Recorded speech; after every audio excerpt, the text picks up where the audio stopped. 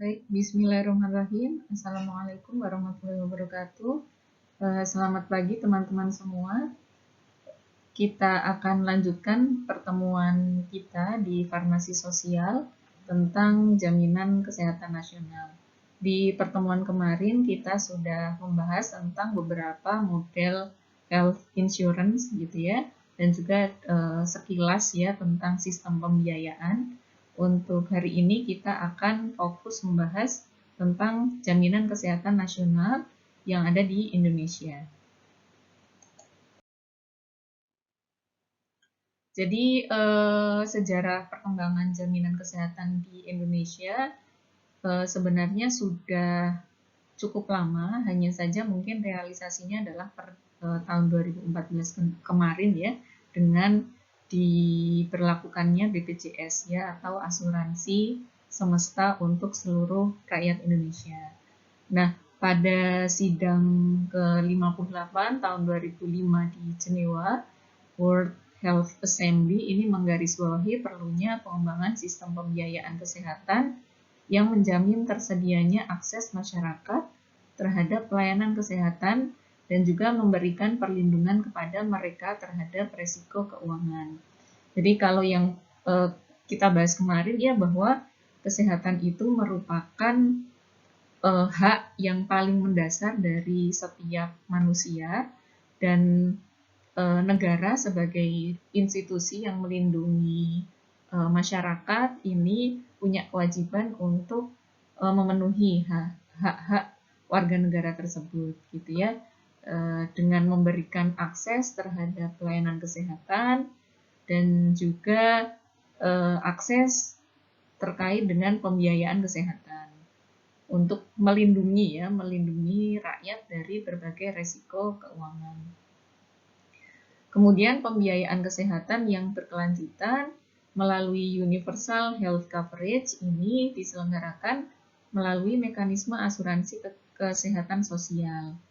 Jadi yang sudah kita bahas di pekan kemarin ya, ada beberapa model insurance system dan juga sistem pembiayaan kesehatan, dan yang akan diusahakan di Indonesia ini melalui peran dari BPJS. Nah, dari World Health Assembly ini mendorong negara-negara anggota WHO untuk mengevaluasi dampak dari perubahan sistem pembiayaan kesehatan terhadap pelayanan kesehatan ketika bergerak menuju kepada universal health coverage. Tentu saja tantangannya akan jauh lebih banyak ya, daripada misalnya seperti Amerika gitu ya, yang membebaskan sistem kesehatannya gitu ya. Jadi masing-masing individu itu kemudian berupaya sendiri gitu ya terhadap kesehatannya. Tidak ada campur tangan secara langsung oleh pemerintah ya kepada masyarakat ya secara langsung gitu. Jadi kalau kemarin saya lihat ada video dari BBC ya, ada salah seorang warga negara Inggris yang menderita COVID itu sampai sekitar 200 sekian hari gitu. Jadi pasiennya itu sudah tua ya, laki-laki, punya istri gitu ya. Istrinya karena harus isolasi di rumah sakit, harus dirawat, penyakitnya cukup parah ya, dari dampak COVID-19 ini, akhirnya tidak bisa bertemu dengan istrinya ya. Dan kalau di Inggris semuanya dijamin oleh pemerintah ya, sedangkan kalau misalnya di Amerika kondisi pasien yang seperti itu mungkin sudah bangkrut gitu ya, karena dia menghabiskan 200 sekian harinya itu di rumah sakit. Ini jadi sangat penting sekali dampak dari universal health coverage. Di Indonesia kita punya dasar Pancasila ya, di sila kelima ini keadilan sosial ya bagi seluruh rakyat Indonesia, mengakui juga hak asasi warga atas kesehatan. Nah, hal ini juga ada di Undang-Undang Dasar 45 pasal 28H dan juga pasal 34, kemudian diatur di dalam Undang-Undang Nomor 23, kemudian diganti dengan Undang-Undang Nomor 36 Tahun 2009 tentang Kesehatan. Jadi hak setiap warga negara untuk memperoleh kesehatan ini tertuang ya dalam dasar negara kita dan juga dalam Undang-Undang Dasar. Dalam Undang-Undang Nomor 36 Tahun 2009 tentang Kesehatan, ini ditegaskan bahwa setiap orang mempunyai hak yang sama dalam memperoleh akses atas sumber daya di bidang kesehatan dan memperoleh pelayanan kesehatan yang aman, bermutu, dan juga terjangkau. Nah, itu di tahun 2009 ya. Sebenarnya di tahun 2004 itu sudah ada ya undang-undang tentang sistem jaminan sosial nasional. Nah, undang-undang sistem jaminan sosial nasional ini yang dibuat di tahun 2004 mengamanatkan bahwa ada jaminan sosial yang wajib bagi seluruh penduduk termasuk jaminan kesehatan nasional melalui suatu badan penyelenggara jaminan sosial atau BPJS. Jadi sebenarnya amanatnya sudah cukup lama ya, tahun 2004, tetapi pelaksanaannya memang membutuhkan waktu yang tidak sebentar gitu ya, sampai ke launchingnya di tahun 2014 gitu. Nah, cukup banyak hal yang harus direncanakan ya. Itu sampai sekarang pun mungkin BPJS juga belum establish betul gitu ya, masih banyak sekali masalah yang dihadapi. Nah, kemudian di tahun 2011 dibuatlah Undang-Undang Nomor 24 ya tentang BPJS. Nah, di undang-undang ini ditegaskan bahwa BPJS merupakan badan hukum yang dibentuk untuk menyelenggarakan program jaminan sosial. Nah, BPJS sendiri ini terdiri dari BPJS Kesehatan dan BPJS Ketenagakerjaan. Ya, seperti kita tahu ya, ada dua bagian ya dari BPJS ini. Khusus untuk jaminan kesehatan nasional yang diselenggarakan oleh BPJS Kesehatan, yang implementasinya dimulai pada tanggal 1 Januari 2014 secara resminya ya. Kemudian secara operasional pelaksanaan JKN ini dituangkan dalam peraturan pemerintah dan juga peraturan presiden. Di antaranya adalah peraturan pemerintah nomor 101 tahun 2012 tentang penerima bantuan iuran. Kemudian Perpres nomor 12 tahun 2013 tentang jaminan kesehatan dan juga peta jalan JKN.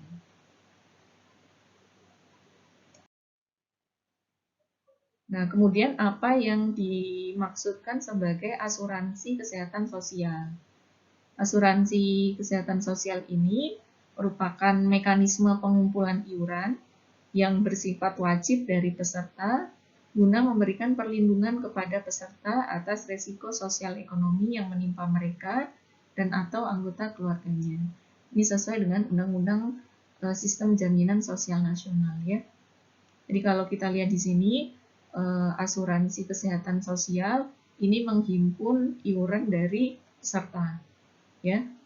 Jadi agak beda dengan beverage model ya, di mana pembiayaannya itu diperoleh dari pajak gitu. Kalau di Indonesia masih ada iuran ya, masih ada iuran yang kita setorkan setiap bulan ya kepada penyelenggara jaminan sosial ini.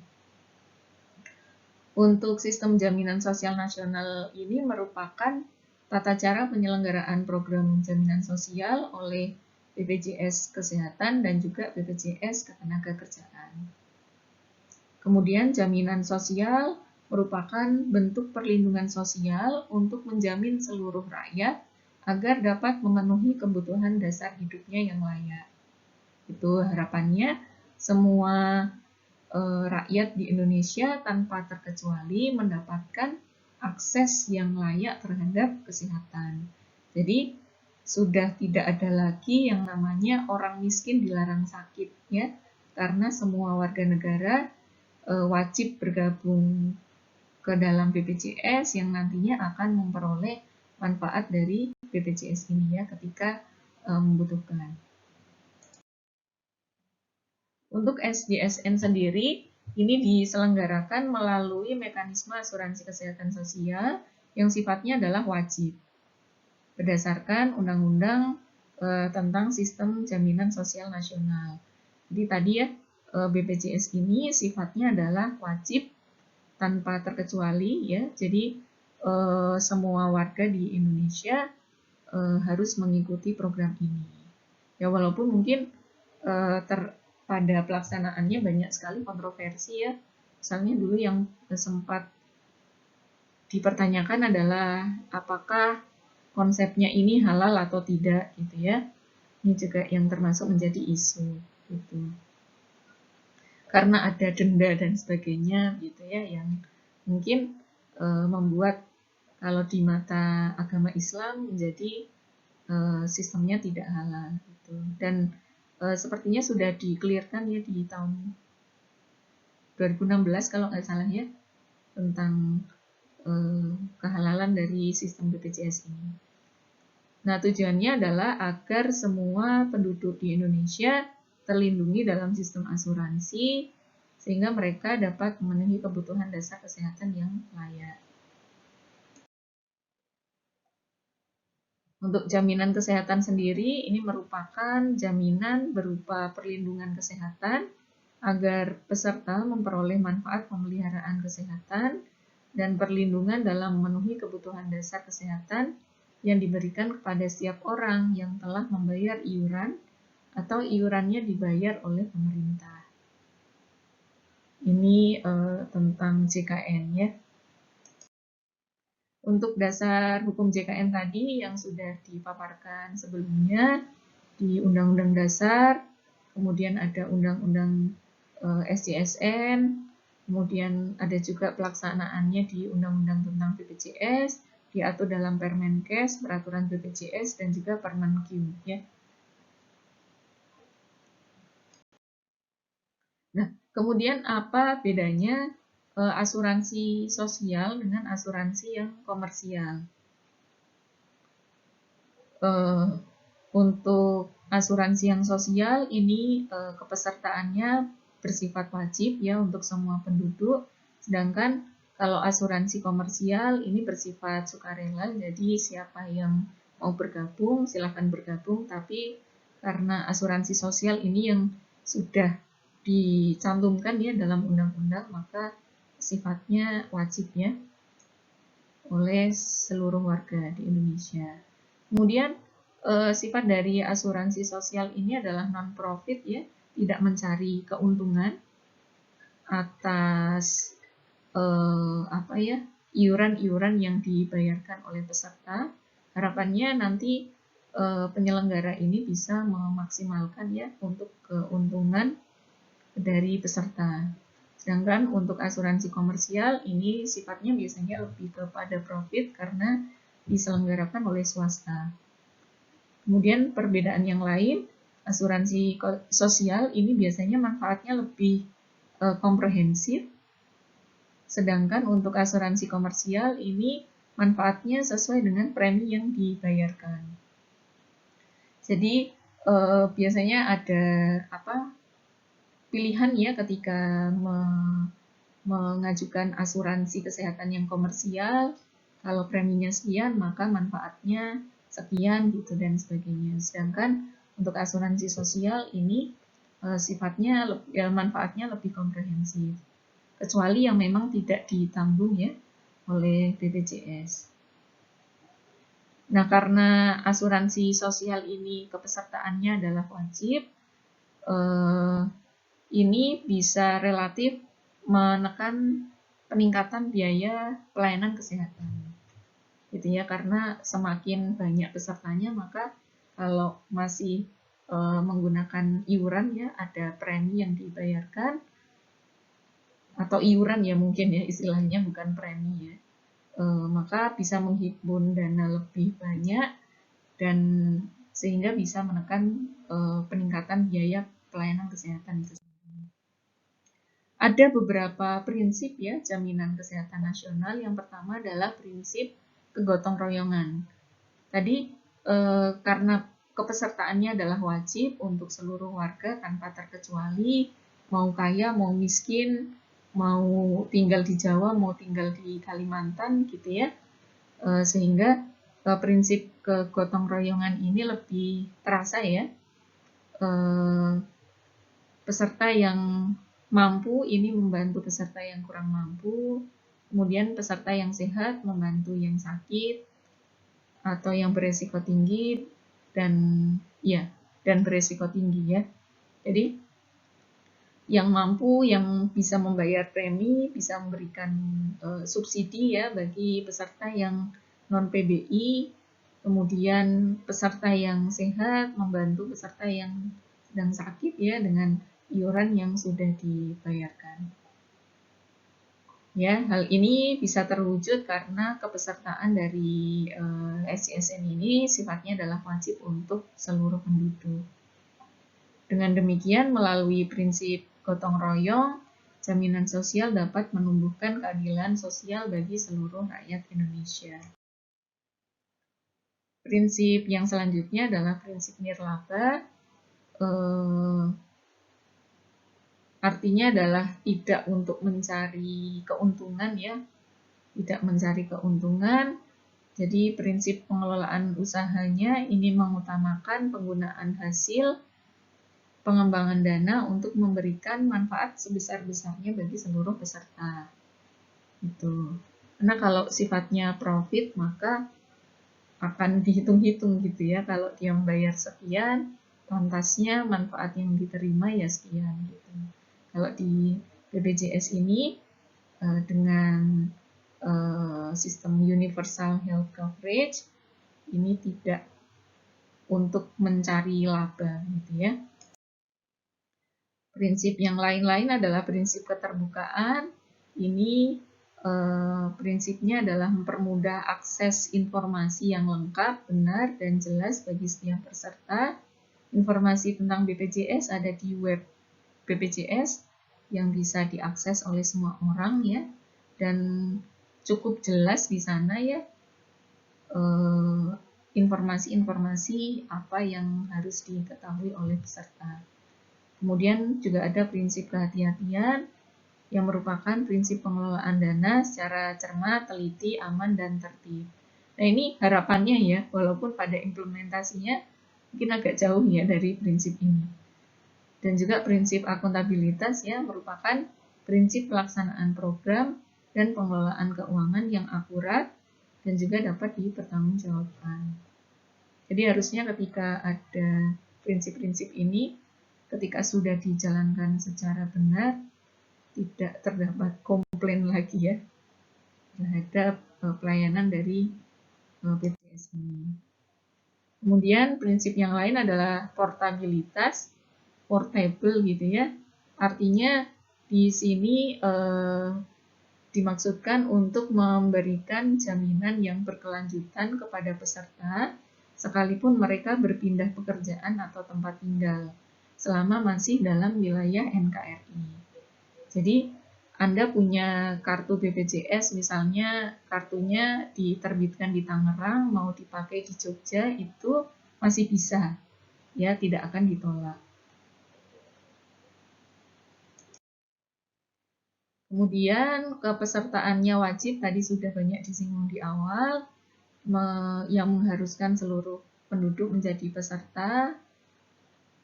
Untuk pelaksanaannya memang bertahap ya, tapi saya agak lupa ya tahunnya 2016 ya.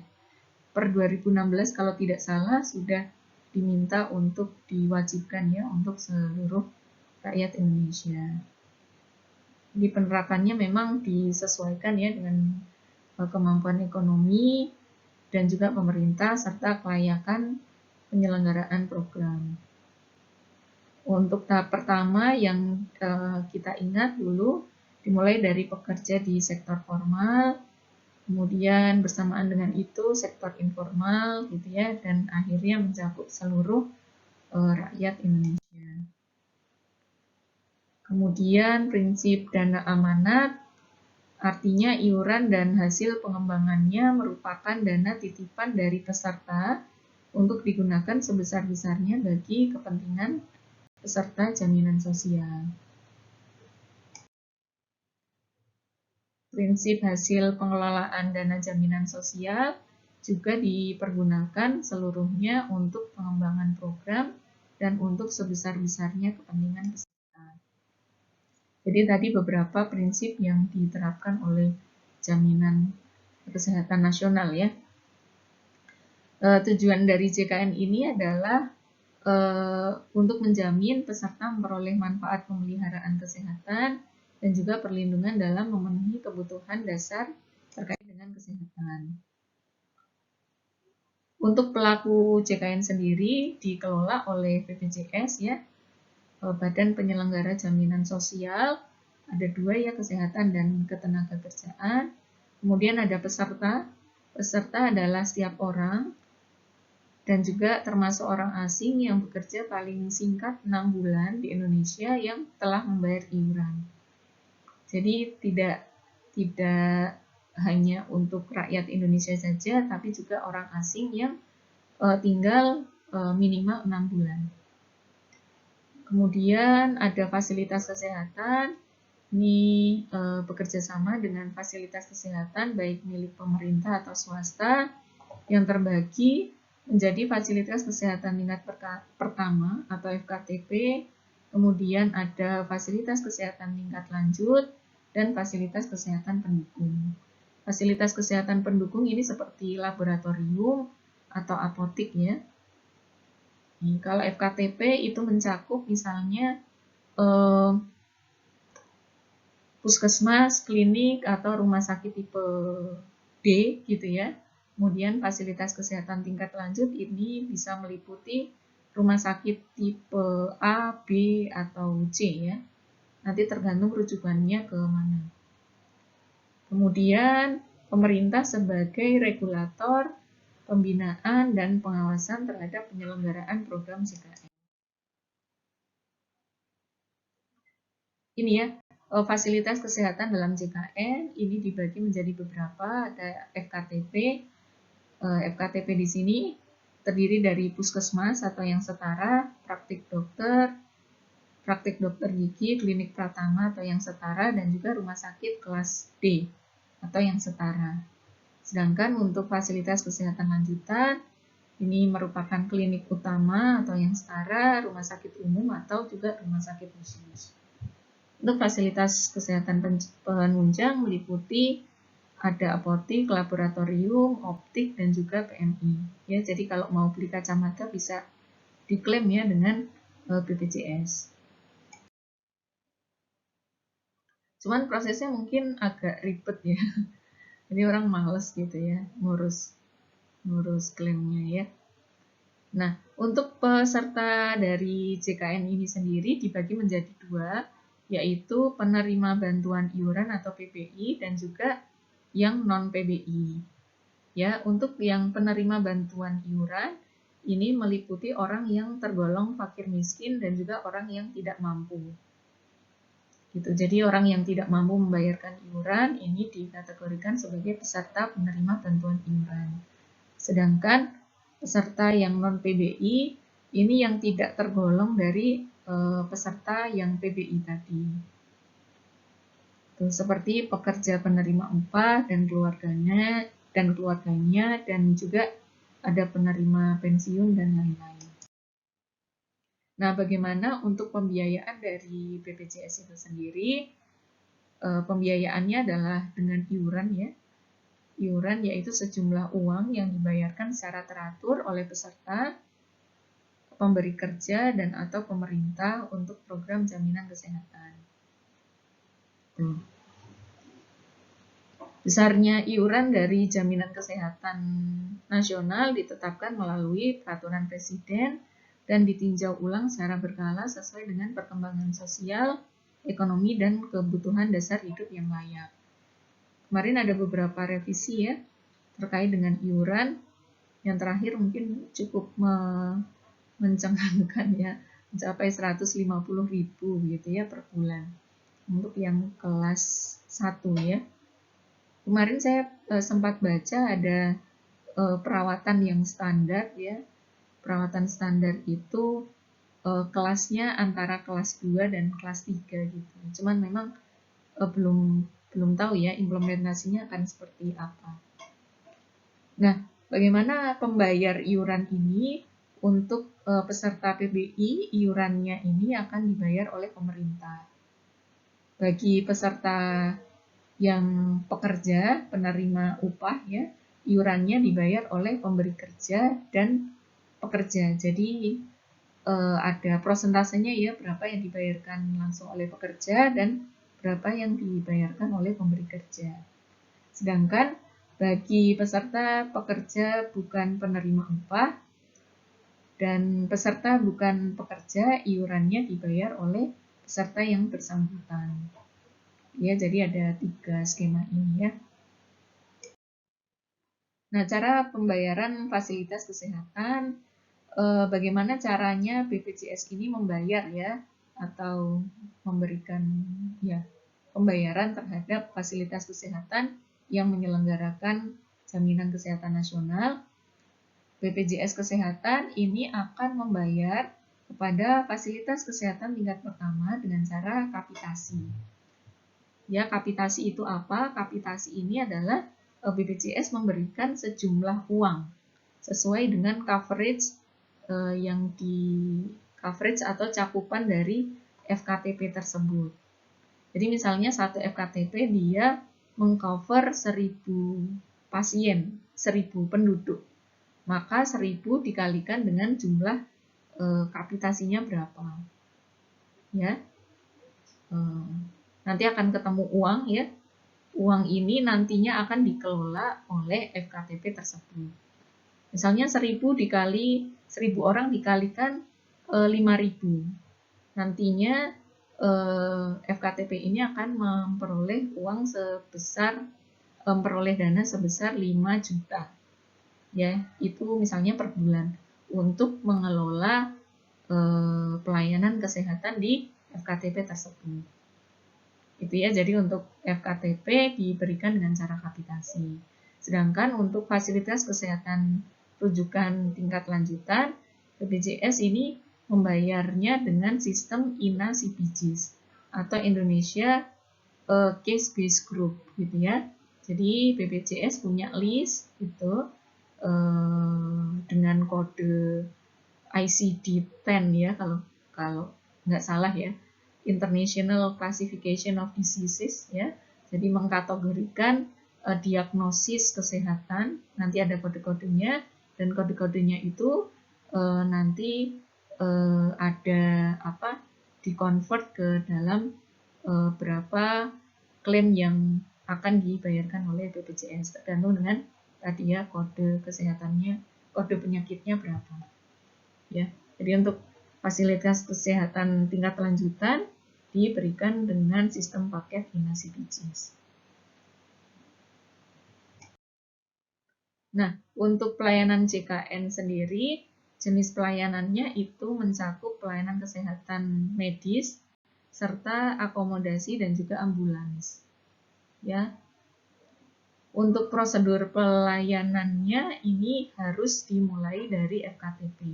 Jadi Anda tidak boleh langsung ya ke FKTL kecuali keadaan gawat darurat. Nah, yang menentukan kegawat daruratan ini adalah pihak fasilitas kesehatan ya, di mana tadi sudah ada panduannya. Kalau kasusnya bukan kasus gawat darurat, maka klaimnya tidak bisa dibayarkan. Gitu. Jadi harus dimulai dari fasilitas kesehatan tingkat pertama. Nah, ini sangat bermanfaat sekali ya untuk menghindari overuse dari FKTL ya. Di orang yang misalnya masih bisa ditangani di FKTP itu tidak kemudian langsung ditangani di FKTL. Jadi rujukannya adalah berjenjang. Kalau mau ke FKTL bagaimana? Ya boleh, tapi bayar sendiri. Gitu ya. Nah, untuk manfaat JKN ini mencakup pelayanannya cukup luas ya, mencakup pelayanan promotif, preventif, kuratif, rehabilitatif, termasuk pelayanan obat dan juga bahan medis habis pakai sesuai dengan kebutuhan medis. Untuk manfaat pelayanan promotif dan preventif ini meliputi pemberian pelayanan penyuluhan kesehatan perorangan, kegiatan imunisasi dasar, keluarga berencana, dan juga screening kesehatan. Biasanya untuk pelayanan promotif dan preventif ini dilakukan di unit FKTP ya, atau puskesmas-puskesmas yang dimiliki oleh pemerintah. Sedangkan manfaat yang tidak dijamin ini apabila tidak sesuai dengan prosedur ya, artinya tadi Anda misalnya harusnya ke FKTP dulu tapi langsung loncat ke FKTL ya, tidak sesuai prosedur. Kemudian pelayanan di luar fasilitas kesehatan yang bekerja sama dengan BPJS. Ya, misalnya Anda masuk ke rumah sakit swasta yang tidak bekerja sama dengan BPJS juga tidak bisa dijamin. Pelayanan yang tujuannya adalah kosmetik ya, misalnya operasi plastik yang untuk kecantikan, bukan karena kecelakaan dan sebagainya ya, untuk memperbaiki fisiologi gitu ya, ini juga tidak dijamin. General check up, pengobatan alternatif, kemudian pengobatan untuk mendapatkan keturunan, pengobatan impotensi, pelayanan kesehatan pada saat bencana juga tidak dijamin oleh BPJS. Pasien bunuh diri atau penyakit yang timbul akibat kesengajaan untuk menyiksa diri sendiri atau bunuh diri atau narkoba juga tidak dijamin oleh BPJS. Jadi ini beberapa manfaat ya JKN. Nah, oke. Kita sudah sampai di akhir. Untuk di akhir ini saya akan tutup dengan memberikan tugas. Nanti akan saya posting detailnya di bagian tugas ya di LDRO. Intinya adalah Anda akan membuat makalah tentang sistem pelayanan kesehatan di negara-negara sebagai berikut. Negara-negara ini saya pilih karena karakteristiknya berbeda ya. Inggris, Amerika, Kanada, Jepang, Jerman, Thailand ini punya karakteristik yang berbeda, sehingga harapannya nanti Anda bisa memahami ya, dan juga bisa membandingkan dengan kondisi di Indonesia. Nah, makalah nanti memuat sistematika tentang model sistem pelayanan kesehatan, sistem pembayaran pelayanan kesehatan, peran apoteker dalam sistem pelayanan kesehatan, kemudian kelebihan dan kekurangan sistem pelayanan kesehatan tersebut yang dibandingkan dengan kondisi di Indonesia. Nah, silakan nanti dibuat makalah. Makalah ini akan dipresentasikan pada pertemuan ke-13 dan juga ke-14. Baik, kalau ada pertanyaan silahkan bisa disampaikan langsung ke saya atau melalui PJ ya, atau kalau berkenan nanti akan saya berikan forum ya di kuliah ini. Terima kasih atas perhatiannya. Assalamualaikum warahmatullahi wabarakatuh. Selamat pagi.